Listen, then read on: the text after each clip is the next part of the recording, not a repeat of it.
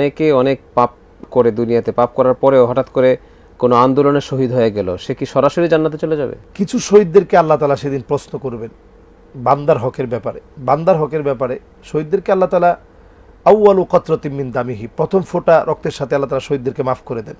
জি। ওয়ুরা মাকআদাহু feel জান্নাহ, জান্নাতের ঘরটা আল্লাহ তাআলা দেখান।